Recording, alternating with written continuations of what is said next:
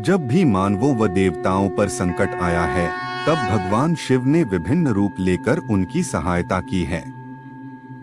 हिंदू धर्म ग्रंथों में भगवान शिव के अनेक रूपों का वर्णन मिलता है।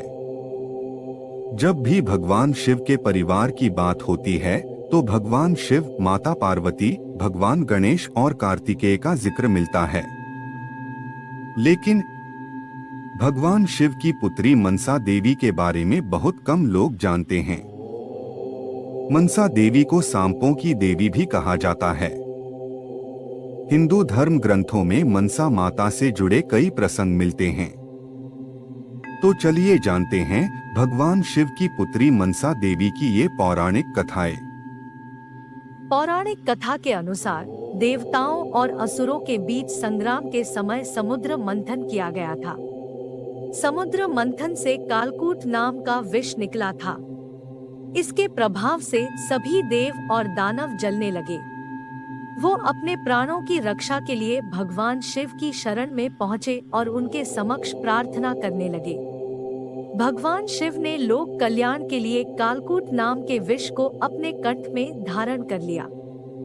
इससे भगवान शिव का कंठ नीला पड़ गया।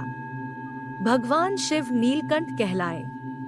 विष का प्रभाव इतना तेज था कि इससे भगवान शिव को भी पीड़ा होने लगी। भगवान शिव ने अपने मन से एक नाग कन्या को उत्पन्न किया, जिन्होंने भगवान के मुंह में प्रवेश करके सारा विष खींच लिया और भगवान को पीड़ा से मुक्ति दिलाई। तभी से लेकर आज भी माता मनसा देवी श्रद्धालुओं के जीवन के सभी कष्टों को दूर कर रही है। माता मनसा देवी काल सिर्फ दोष से भी श्रद्धालुओं की रक्षा करती है। शिवालिक पर्वतमाला स्थित मंदिर में मां भगवती मनसा देवी की स्वयंभू प्रतिमा महिषासुरमर्दिनी के रूप में है। कथा के अनुसार दैत्य महिषासुर देवताओं पर अत्याचार कर रहा था। देवताओं ने भगवान ब्रह्मा, विष्णु और शिव की शरण ली। देवताओं की प्रार्थना पर भगवान ब्रह्मा, विष्णु और शिव के शरीर से एक किरण पुंज अवतरित हुआ। इन तेज किरण पुंज के मिलने से मां भगवती दुर्गा मां का अवतार हुआ। देवताओं की रक्षा के लिए मां ने महिषासुर का वध किया। इस प्रकार माता ने देवताओं की मनोकामना को पूर्ण किया। उसी तरह आज भी माता अपने श्रद्धालुओं की मनोकामनाओं को पूर्ण कर रही है। माता की मूर्ति में दो शक्तियों का वास है, एक महिषासुर मर्दिनी और दूसरी नाग माता मनसा। नाग माता मनसा भक्तों को कालसर्प दोष से मुक्ति प्रदान करती है। मां महिषासुर मर्दिनी 18 भुजाओं में विराजमान है, जो पर्वत से स्वयं प्रकट हुई है। काली मां गायत्री के 5 मुख और 10 भुजाएं हैं। पुराने समय में बलि प्रथा को बंद करने के लिए मां गायत्री की प्रतिष्ठा की गई थी। अनादिकाल से माता मनसा का पूजन किया जा रहा है। माता विषहरण करने वाली हैं। बिहार में मनसा माता का पूजन विषहरी के नाम से किया जाता है। परमात्मा के मन से अवतरित देवी मां मनसा के नाम से प्रसिद्ध हैं। 3 युगों तक तप करके भगवान कृष्ण को प्रसन्न करने पर माता का नाम वैष्णवी सिद्ध योगिनी भी है। स्वर्ग में, नागलोक में, पृथ्वी में, ब्रह्मलोक में सभी जगह माता की पूजा होती है। इनको जगद्ग गौरी नाम से भी सर्वत्र पूजा जाता है। भगवान शिव की शिष्या होने पर माता को शैवी भी कहा जाता है। भगवान विष्णु की भक्ति की वजह से माता को वैष्णवी कहते हैं। नागों की प्राण रक्षा करने पर माता नागेश्वरी नाम से सुविख्यात हैं। बंगाल में मनसा मंगल के नाम से प्रसिद्ध हैं। तपस्वी महर्षि आस्तिक की माता हैं और मुनि जरत्कारु की पत्नी हैं। माता की पूजा करने वाले को नाग का भय नहीं रहता। हरिद्वार में भ्रमण करने वाले हर व्यक्ति को माता के दर्शन करने चाहिए। राजा परीक्षित एक दिन शिकार खेलते हुए मृग के पीछे दूर तक निकल गए। राजा को भूख प्यास लगी तो राजा शमीक ऋषि के आश्रम में पहुंच गए। ऋषि समाधि में लीन थे। उन्हें राजा के आश्रम में आने का पता नहीं चला।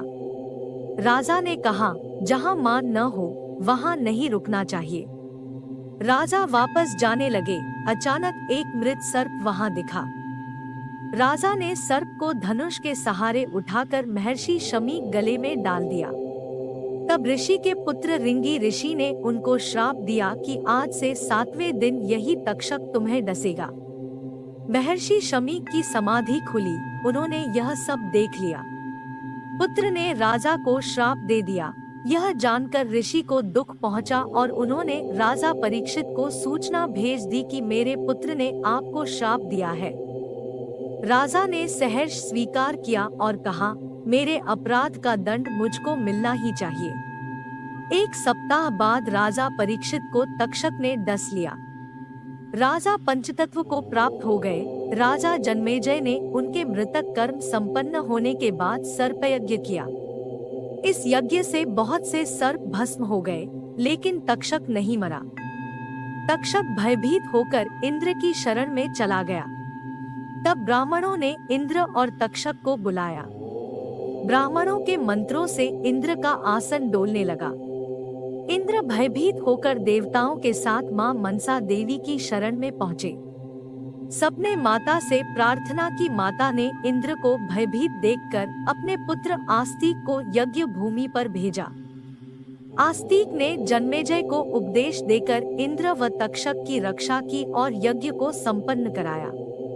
इसके बाद ब्राह्मण, मुनि, देवता ने विधि विधान से मां मनसा देवी की पूजा अर्चना की। इंद्र की पूजा व भक्तिभाव से प्रसन्न होकर आकाश से मां मनसा पर पुष्प वर्षा हुई। ब्रह्मा, विष्णु, शिव की आज्ञा से प्रसन्न होकर इंद्र ने अश्रुपूर्ण नेत्रों से मां भगवती मनसा की प्रार्थना की, जो पुरंदर उवाच स्तोत्र में वर्णित है। इसमें कहा गया है, जो मनुष्य आषाढ़ की संक्रांति या पंचमी तिथि या माह के अंतिम दिन श्रद्धा भक्तिभाव से मां भगवती मनसा देवी का पूजन करता है, उसको संतान की प्राप्ति होती है।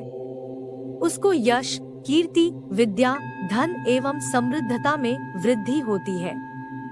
मां भगवती का नित्य पूजन करने वाले का सदा कल्याण होता है। सबसे प्रथम श्री गणेश जी का पूजन, तब सूर्य देव, अग्नि देव, फिर भगवान विष्णु, शिव और पार्वती माता का पूजन।